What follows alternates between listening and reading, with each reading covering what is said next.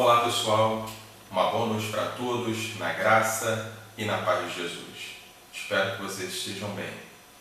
Bom, como vocês podem perceber, hoje eu estou gravando essa mensagem aqui do gabinete pastoral. Não estou fazendo lá do púlpito, devido a uma mudança que ocorreu na data de ontem. Naquela ocasião, nós estávamos saindo para fazer uma gravação externa, eu, o pastor Igor e o irmão Van Clay. Esse rapaz ele tem nos auxiliado na edição e na filmagem. Quando nós chegamos no local de gravação, ali na altura de Irajá, o Van Clay recebeu uma notícia de que o seu cunhado tinha vindo a óbito através de um acidente, uma morte trágica e prematura. A situação foi tão intensa que nós nem demos sequência à gravação e voltamos aqui novamente para Realengo. Então, diante de todo esse ocorrido, nós tivemos que hoje fazer essa pequena alteração e eu quero compartilhar com você essa situação para que você esteja orando. Ore pelo Van Clay, que perdeu o cunhado, bem como pela sua esposa, a irmã Alessandra, que perde o irmão, uma morte, volto a dizer, prematura e muito trágica. Foi uma morte que ocorreu no trabalho, um acidente de trabalho. O sepultamento ele vai ser amanhã.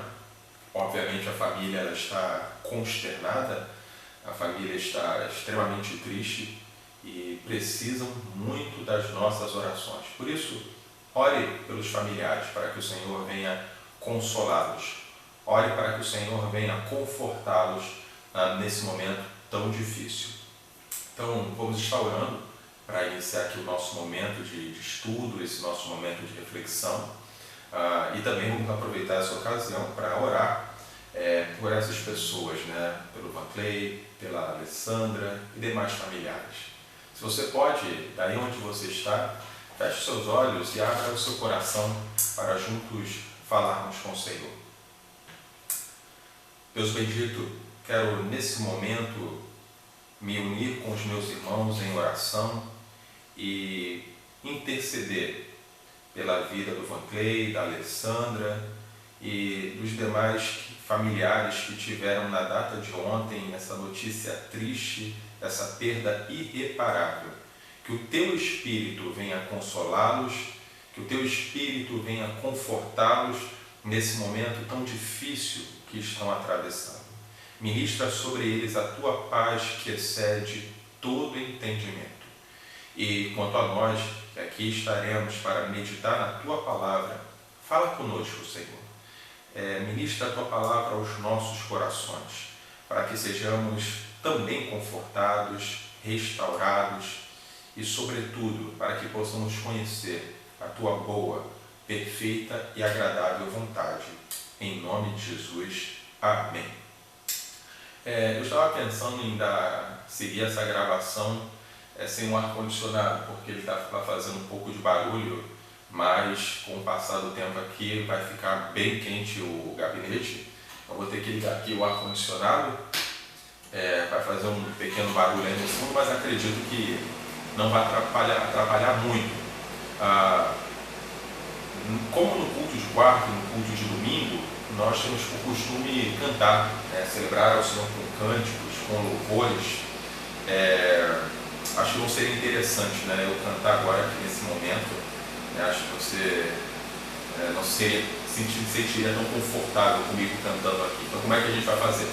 Você pode dar uma pausa aí no vídeo, celebrar o Senhor com os cânticos e depois você solta aí o pause e me ouve aqui pregando. Acho que fica mais prudente dessa forma. Você canta daí que eu prego daqui, tá bom? Então, se você quiser seguir essa sugestão, pode dar uma pausa aí no seu canal, aí no vídeo, pausa o vídeo, canta e solta depois e me ouve aqui pregando. Dessa forma, acho que ela é mais coerente, mais prudente, digamos assim. Então, meus irmãos, o tema desse ano que nós estamos trabalhando aqui já de novo é esperança. Esperança que não se desespera. A proposta da reflexão de hoje tem a ver com a esperança numa perspectiva ativa e não passiva. Não é aquela esperança que nos faz aguardar não é aquela esperança no prisma da contemplação, mas quero hoje fazer uso de um texto bíblico para pregar sobre esperança de forma ativa, melhor dizendo, uma esperança que persevera. Para tanto, eu vou fazer uso do texto bíblico de Lucas, capítulo 18, versículo 1 ao 8. Eu peço a você aí que acesse a sua Bíblia e abra aí no Evangelho de Lucas, capítulo 18, versículo 1 ao 8.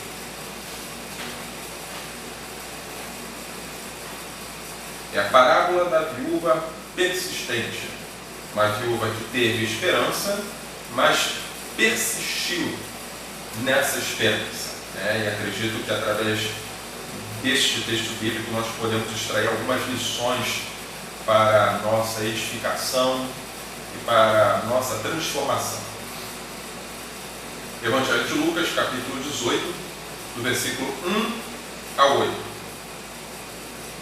Então Jesus contou aos seus discípulos uma parábola para mostrar-lhes que eles deviam orar sempre e nunca desanimar.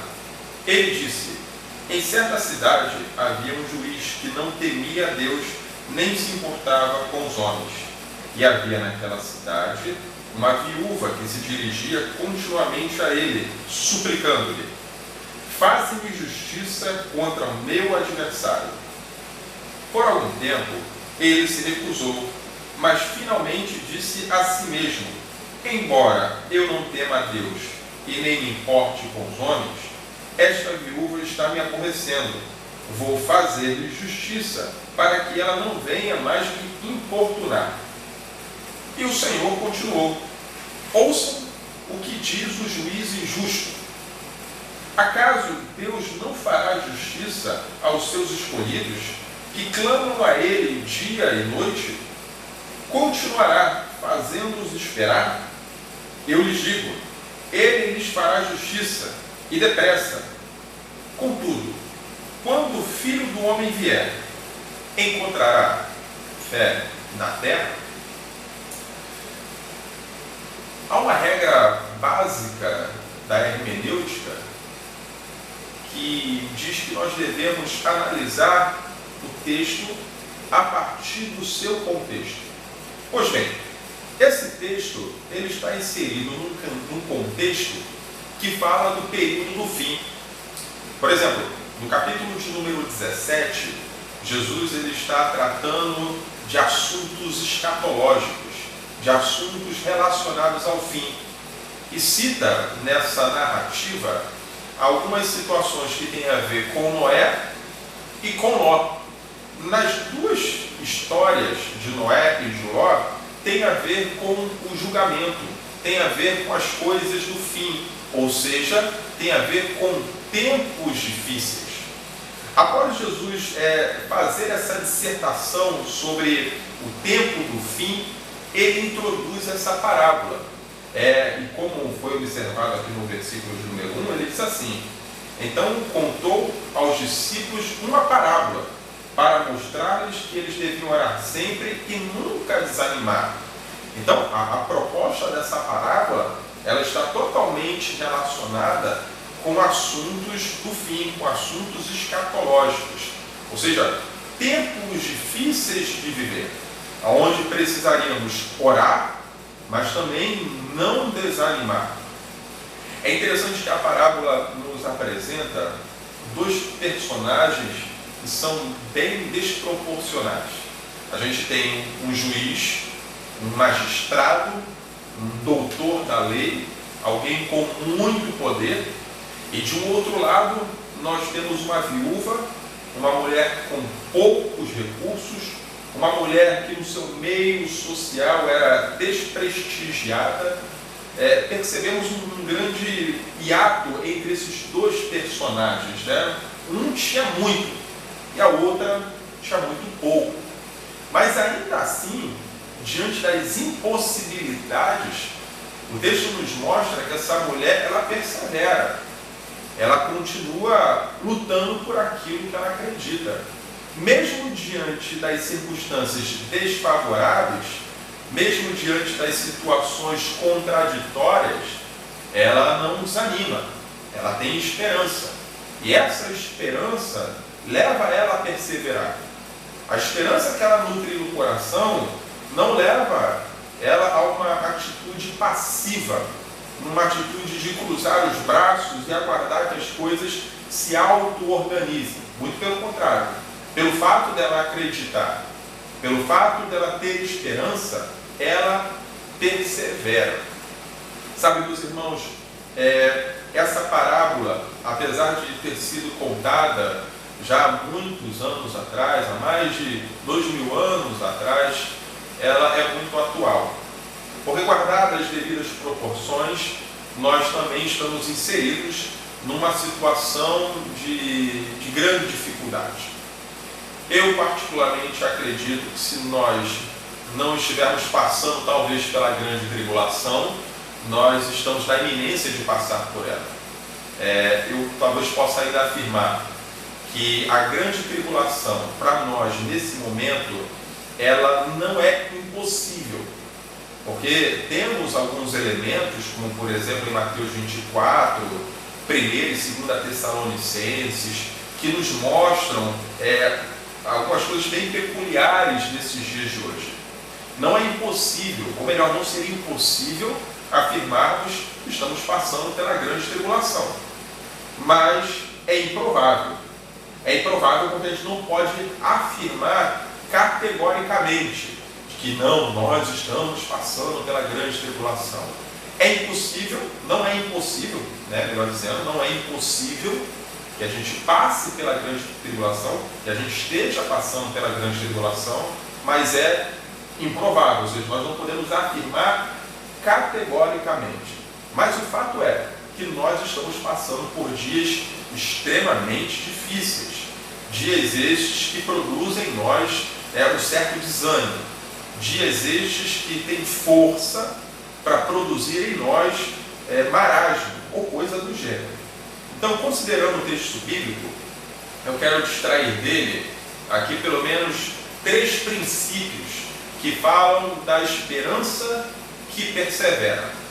O primeiro princípio diz que nós precisamos ter um posicionamento coerente frente às nossas adversidades.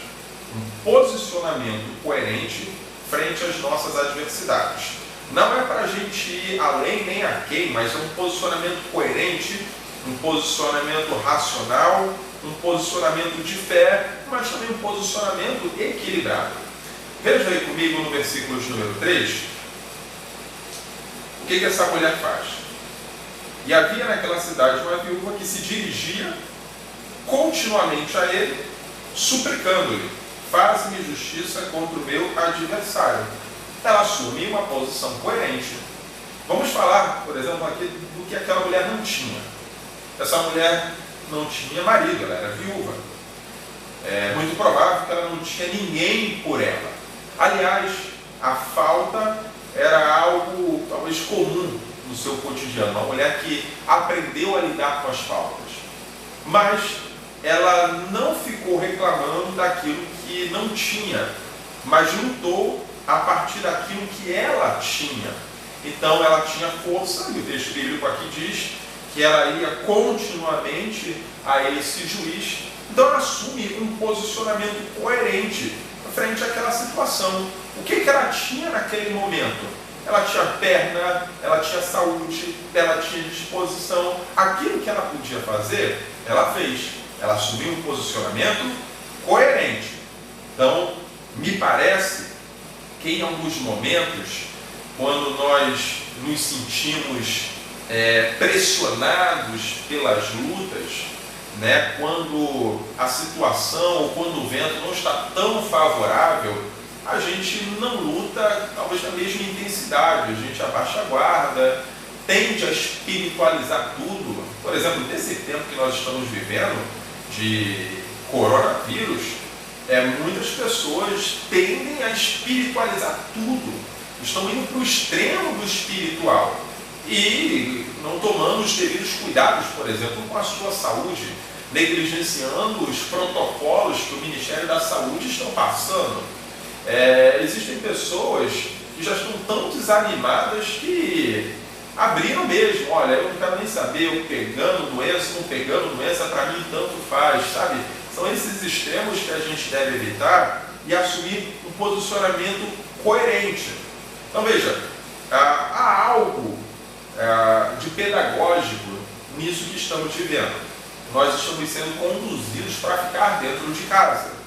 E essa possibilidade de estar dentro de casa pode nos ajudar e muito a acertar algumas questões do âmbito doméstico, no relacionamento conjugal, no relacionamento com os filhos, na organização da casa como um todo, enfim.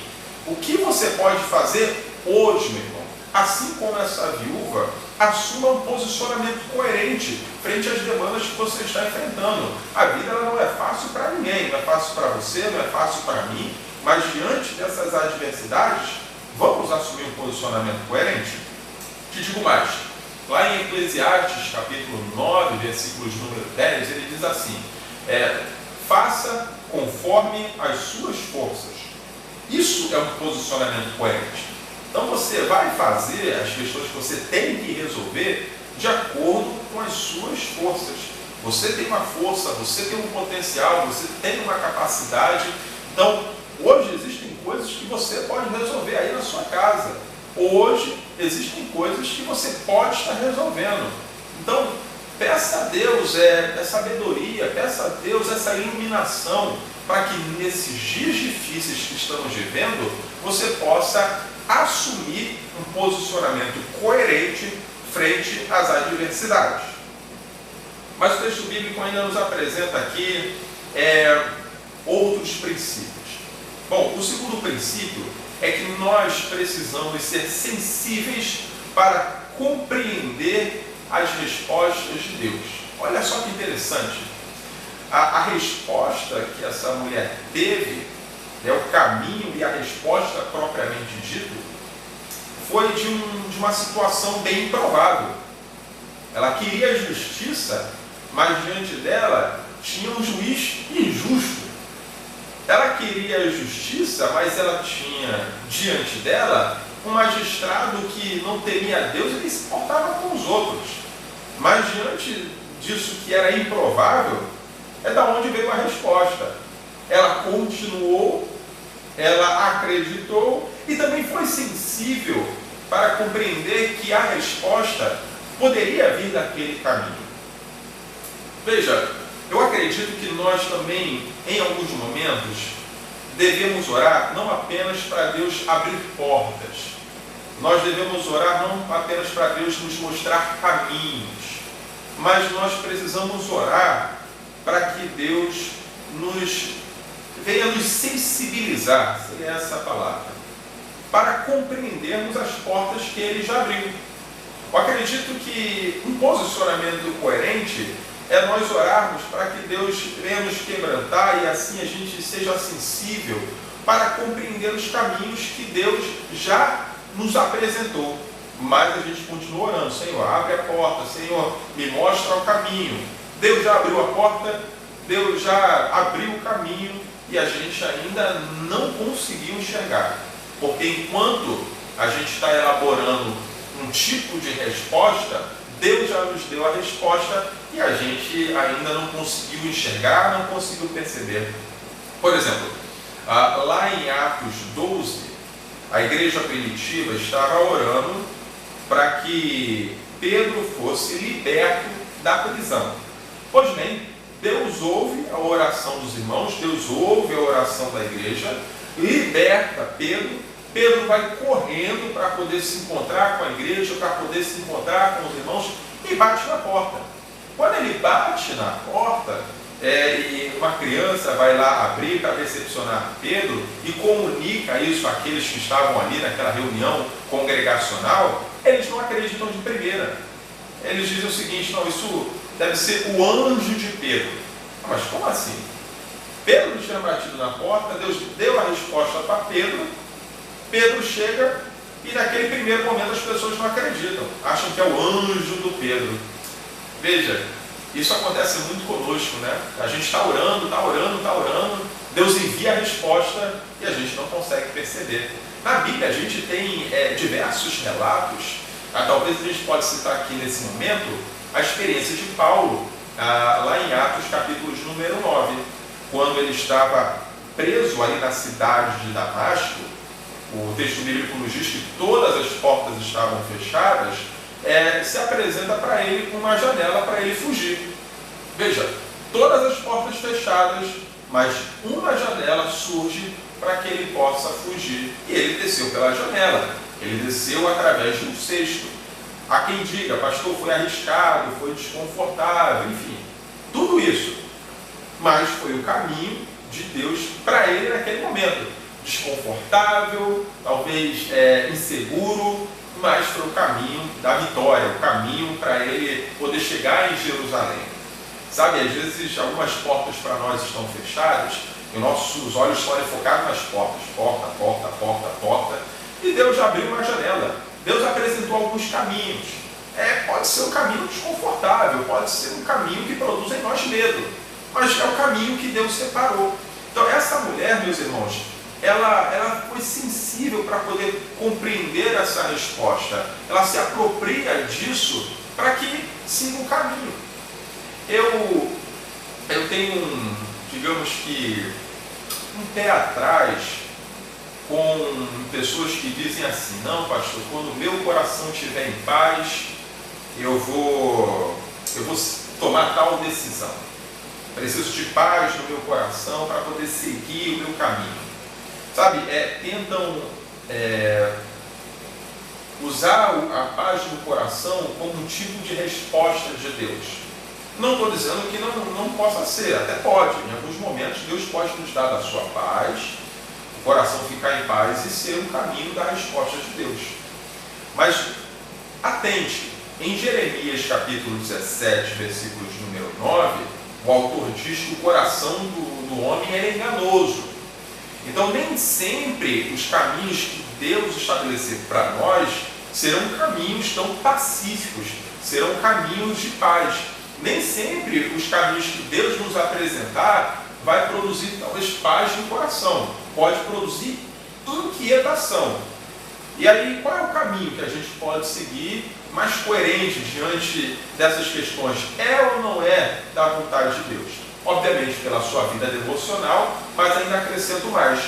Lá em Hebreus capítulo número 4, versículo 12, diz que a palavra de Deus é apta para discernir pensamentos e intenções do coração. Então, pela palavra, eu não tenho dúvida que nós conseguiremos compreender a boa, perfeita e agradável vontade do Senhor. Veja, nesse tempo que a gente está vivendo, esse tempo difícil, nós temos percebido muitas aberrações do meio evangélico, muitas aberrações do meio gospel. E se você tiver um mínimo de familiaridade com as Escrituras, com aquilo que a palavra nos apresenta, você já vai começar a excluir um monte de bobagem que está por aí. De que Deus vai nos livrar do mal, de que a gente não vai passar por adversidade. Existem frases em igrejas que dizem assim: pare de sofrer, e por aí vai. Como aí parar de sofrer? Viver pressupõe luta, viver pressupõe adversidade. Como assim para de sofrer? A gente vai sofrer, a gente vai se alegrar. A vida tem dessas oscilações, mas que seja sensível, meu irmão, às respostas de Deus. Essa mulher, ela obteve a sua resposta de um lugar extremamente improvável. Bom, terceiro e último ponto. A nossa esperança que persevera, ela não está ancorada nos sentimentos, tá bom? A nossa esperança que persevera, a esperança ativa, ela não está ancorada nos sentimentos. Ou seja, eu não estou dizendo para você que não tem que ter sentimento. Óbvio que tem que ter sentimento. Alegria, tristeza, são sentimentos inerentes à condição humana. Todo mundo tem sentimento. Via de regra, ninguém fica feliz ou entusiasmado quando atravessa um período de fracasso. Ninguém sem consciência tem esse tipo de sentimento. A gente fica triste. Mas o que eu quero dizer é que não é um sentimento que vai nortear o nosso caminho. Não é o sentimento que vai, moldar a nossa realidade, sabe? Determinar para onde a gente vai ou deixa de ir, tá? Porque essa mulher nos ensina isso. Eu acredito que essa mulher, ela viveu períodos de grande tristeza. Eu acredito que essa mulher viveu constantes frustrações, tantas idas e vindas. Ela foi até o juiz, voltou do juiz, foi ao juiz, voltou do juiz. Quantas vezes essa mulher pleiteando uma causa que era justa, quantas vezes essa mulher buscando justiça não provou do sabor da injustiça? Ela provou da tristeza. Mas veja, se as ações dessa mulher estivessem fundamentadas, ancoradas somente nos sentimentos, ela já tinha parado há muito tempo. Muito tempo. Havia algo que estava além disso. Algo que a parábola nos mostra. A parábola, a tônica dessa parábola tem a ver com fé. Então, o que vai nos moldar, o que vai nos levar para os caminhos é o elemento da fé. Paulo, ele diz que em 2 Coríntios, capítulo 5, versículo de número 7, que nós vivemos pela fé e não por aquilo que vemos. O autor de Hebreus, lá no capítulo 10, versículo 38, ele diz que o justo viverá pela fé. E se ele recuar, a minha alma não tem prazer nele. Então, nesses dias difíceis, o que vai nortear o nosso caminho é a fé. Seja o caminho com flores ou o caminho com os espinhos. É a fé. E ainda assim eu te digo que a fé não nos traz garantias de vivermos uma vida boa ou uma vida ruim. Uma vida de vitória ou uma vida de fracasso. Por exemplo, em Hebreus capítulo de número 11, nos mostra dois blocos de pessoas que viveram pela fé. No primeiro bloco, nós temos pessoas que pela fé venceram, pessoas que pela fé conquistaram, alcançaram reinos e por aí vai. Pessoas que pela fé lograram êxito, conseguiram as suas vitórias. Mas no segundo bloco de Hebreus, nós temos pessoas que pela fé perderam, pessoas que pela fé morreram, foram cerradas no meio, está lá no texto bíblico. Então a gente tem ali em Hebreus capítulo de número 11, pessoas que pela fé venceram, mas que pela fé perderam. Mas nas duas etapas, tanto vencendo ou perdendo, glorificaram a Deus através das suas vidas. Então existem momentos onde através da fé a gente vai vencer. Existem em outros momentos que com o uso da fé nós vamos perder. Pela fé eu creio que Deus ele pode curar enfermidades. Mas eu também entendo que pela fé Deus nos permite conviver com as adversidades. Então a fé é esse elemento que vai nortear os nossos caminhos. Não foi o sentimento dessa mulher, mas foi a fé que ela nutria no seu coração. É a tônica da parábola, é fé. Por isso Jesus ele faz até um questionamento aqui no texto bíblico. Quando o Filho do Homem vier, será que encontrará fé na terra? Então a gente vive num tempo de viver pela fé. Me permita estender aqui um pouquinho mais sobre essa questão da fé. Fé não é pensamento positivo, tá bom? Aquele recurso da neurolinguística que a pessoa fica fazendo assim: eu vou conseguir, vai dar certo. Isso não é fé, isso é pensamento místico, isso é pensamento positivo. Fé não tem nada a ver com isso. Fé é você depender de Deus e confiar em Deus da palavra. E de acordo com o que Paulo diz em Romanos 10, 17, a fé vem por ouvir e ouvir a palavra de Deus.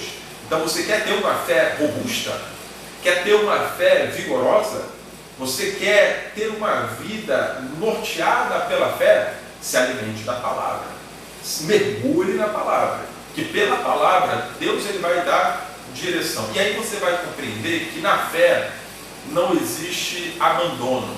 O que existe é autonomia. Ou seja, como você vive pela fé, não há sentimento de abandono. Sabe, eu estou sozinho, Deus me abandonou. Mas há sentimento de autonomia. Autonomia em que sentido?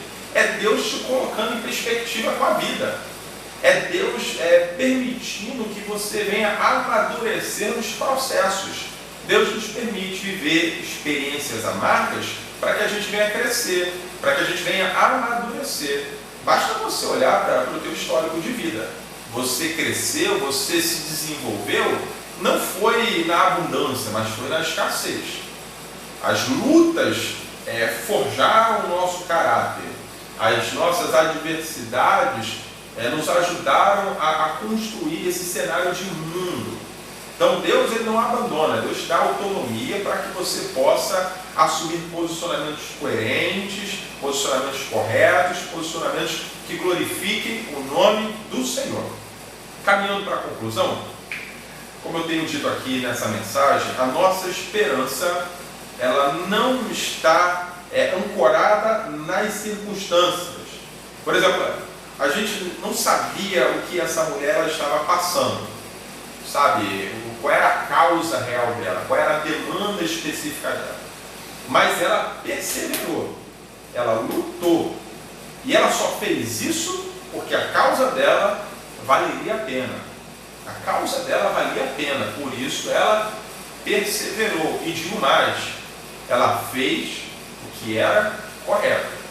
Ela não buscou justiça com as próprias mãos, ela não deu uma justiceira, eu vou fazer agora do meu jeito, não, ela buscou justiça.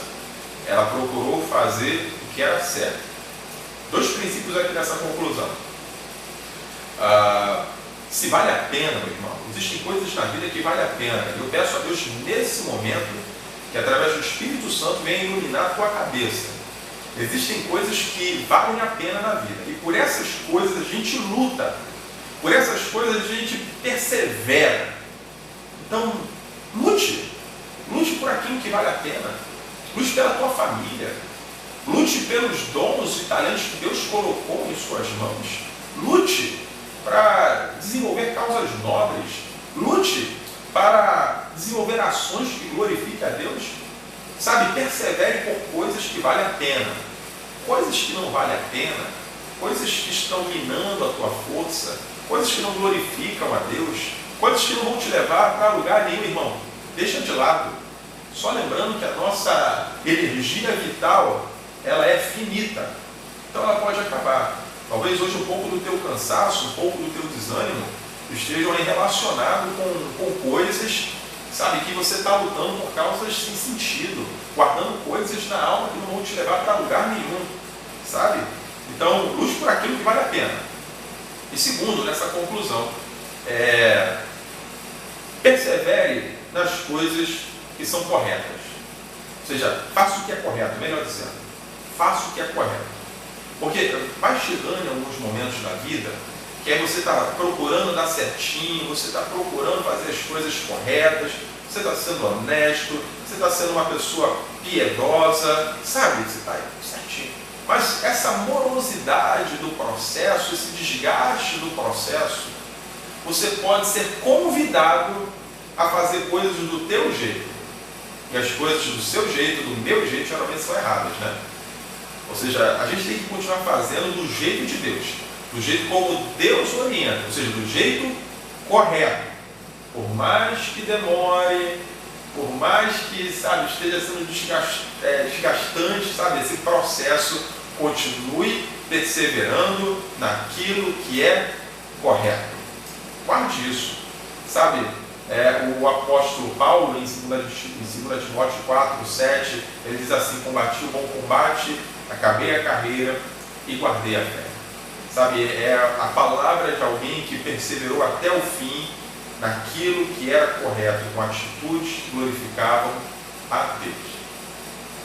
Eu espero que essa mensagem possa te ajudar a pensar melhor sobre a sua vida em família, que essa mensagem possa produzir em você e em mim também grandes transformações. O bom da filmagem é que você pode voltar e ouvir de novo, quantas vezes forem necessárias, para que você compreenda, para que você internalize cada princípio compartilhado nessa noite, tá bom? Antes de encerrar, antes de orar, eu quero te convidar para estar no próximo domingo, às 10 horas, aqui no nosso canal. Vai ter a Escola Bíblica Dominical, se eu não me engano, o pastor Igor novamente, que vai estar lecionando no último domingo. A aula também foi muito boa. O pastor Igor foi usado por Deus muita instrumentalidade para falar aos nossos corações. Se você ainda não acessou a escola dominical, está aí no nosso canal, vê lá a nossa última escola bíblica. A lição foi em 1 Coríntios, capítulo de número 13, uma palavra consoladora, mas também confrontadora. Então, assista lá também a nossa escola dominical e esteja orando por nós. Essa semana ainda foi bem corrida, como eu disse no início, nós estávamos planejando fazer algumas atividades externas, entrevistas para compor ali no nosso canal. São conteúdos para abençoar a sua vida, abençoar a vida da sua família, mas nós não conseguimos devido a esse momento que o Vanclay está atravessando. Se Deus permitir, na próxima semana nós estaremos fazendo. Do mais, vamos permanecer em oração, tá bom? E a gente está distante, mas a gente continua unido, sabe, pelo Espírito Santo. Ore por idosos, ligue para os idosos, ligue para os seus amigos. A gente não pode visitar, a gente ainda não pode abraçar os familiares, amigos, mas a gente pode ligar, a gente pode levar até eles uma palavra de consolo através de uma ligação, tá bom? Deixa essa dica para você.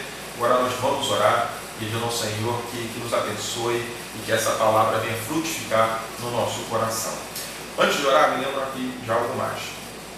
Se porventura você está assistindo aqui essa mensagem e ainda não teve um encontro com Jesus, você que está distante dos caminhos do Senhor, você que está vivendo uma vida que não está alinhada com a palavra de Deus, faça hoje a sua reconciliação. Você não precisa vir à instituição, ao templo para se reconciliar com Deus. Você não precisa se deslocar da sua cadeira para vir até o culto. O deslocamento dessa noite é na alma, o deslocamento é no coração. Se você tem algo para confessar a Deus, confesse agora. Arrependa-se agora, renda-se agora e se permita ser transformado por Deus em nome de Jesus. Pai, eu quero nesse momento orar, pedindo ao Senhor que venha ministrar essa palavra em nossos corações. Estamos vivendo dias difíceis, dias de luta, por isso que a Tua palavra produza em nós esperança e nos ajude a perseverar. Os sentimentos fazem parte da nossa existência, mas é a fé que nos guia. Portanto, fortifica-nos, ó Deus, na Tua graça, que a Tua fé, Pai, continue a nos conduzir para os caminhos que apontam para a Tua vontade. Se porventura alguém nesse momento esteja ouvindo, esteja vendo essa mensagem e deseja hoje se reconciliar contigo, Deus bendito, abraça, consola, purifica, transforma, salva, liberta em nome de Jesus. Que esta pessoa hoje possa, a partir dessa confissão, a partir desse posicionamento, viver em novidade de vida para a glória do Teu nome. Eu quero orar com os meus irmãos em nome de Jesus. Amém e amém. Deus abençoe, meus irmãos, e até o próximo encontro.